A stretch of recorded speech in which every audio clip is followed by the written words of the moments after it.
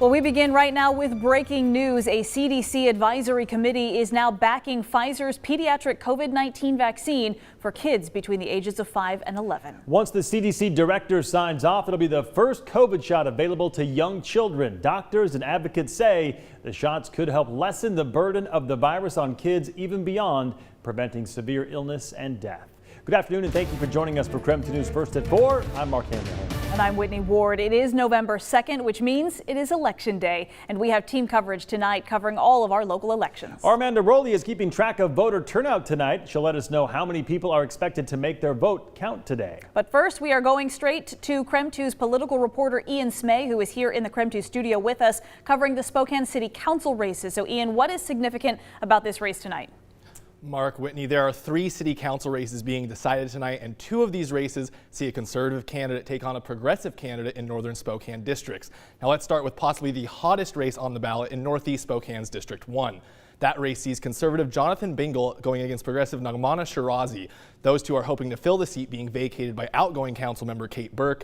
This race is interesting because it is taking place in the most conservative district in the city. The council's current sole conservative, Michael Cathcart, is in the other seat in this district. The biggest issues this election cycle have been housing and homelessness. And here's part of what both candidates had to say when we talked to them a week ago. I think that people who are receiving services from the city, there has to be benchmarks to show that people are getting to the path of self-sustainability again. If all we're doing is just providing every need for every single person, then they're not going to provide for themselves again, and they're going to eventually become just wards of the state. Affordable housing, affordable housing, affordable housing. Those are the biggest 3 issues because, you know, we can't do much more, whether it's infrastructure or anything. We need the affordable housing. We need duplexes. We need fourplexes. We need multifamily zoning. We need upzoning, and we need to be ready for growth. The other contested city council race in Spokane is in District 3 in the northwest part of the city. That will see conservative Mike Lish take on progressive Zach Zapone. There is a race in South Spokane's District 2 that sees incumbent Betsy Wilkerson running unopposed after the other winner from the primary, Tyler McMasters, was taken off the ballot after being ruled ineligible due to residency requirements. Now, taking a look at Spokane Valley, 4 city council positions will be decided by the voters, but in deciding those races, the council could see a new mayor. That's because the city council decides who serves as mayor in Spokane Valley. The current mayor, Ben Wick, is running to keep his seat against Brandon Fenton, the owner of the Black Diamond Bar that stayed open in defiance of Governor Jay Inslee's mandates earlier this year. If Wick loses or the new makeup of the council decides to take a different direction, the city could have a new mayor.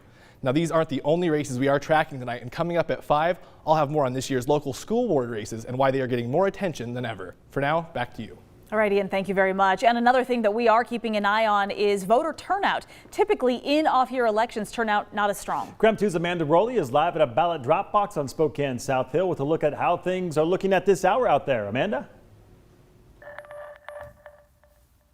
Good evening, Mark and Whitney. Yep, we have 24 ballot drop box locations within Spokane County, and we are at one of them here at the South Hill Library on Perry. As people are getting off work, that line of cars just a little bit ago had grown. Well, it's quiet now, but everyone's making that last-ditch effort to get their ballots in the ballot drop box. Now, if you need to figure out where the closest drop box is to your neighborhood, they have that posted on the Spokane County Elections website.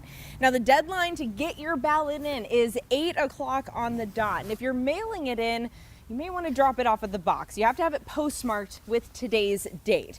Now, I did a last check of the county's website to see what voter turnout is looking like so far. And as of 3:40 this afternoon, about 28% of ballots sent out have been returned. That's a little over 102,000 ballots. Now, in total, Spokane County has a little over 355,000 active registered voters. So the time is now. If you have a ballot and you haven't had a chance to bring it in, you have until 8 o'clock to bring it to your ballot drop box. Reporting on the South Hill, Amanda Rowley, KREM 2 News. Amanda, thank you very much. And we know also it is Election Day in Idaho. We'll have coverage from North Idaho also coming up tonight in our next half hour. And we know this is a lot of information, so if you'd like an in-depth guide to the general election this year, you can just text us the word election to 509-448-2000, and we'll send that link directly to your phone. And we will have continuing coverage throughout this evening on KREM.com, as well as KREM 2 News coming up at 5 and 6. All right, let's take a brief break from the headlines to talk weather. After a sunny start to the week, the clouds rolled in today and it's currently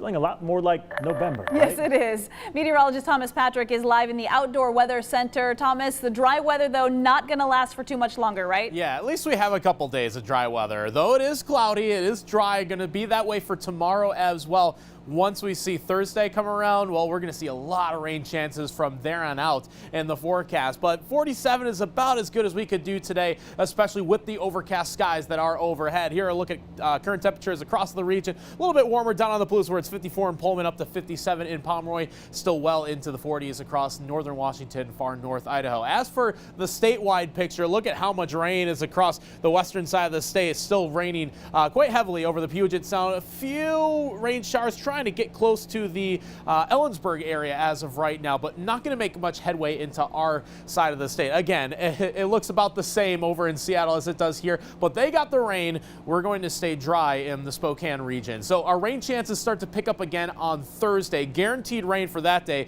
a rainy and windy day that'll be. And then these rain chances stay at least 20%, but could be greater with these next incoming weather systems, not just for this weekend, but next week as well. So coming up, going to time out what to expect on Thursday, as well as how much rain is in the forecast for the next few days. Sounds good. Thank you very much, Thomas. And November also means that Tom's Turkey Drive is here. So we're going to let you know how you can donate and when distribution will take place. We also have a special message from Tom Sherry himself.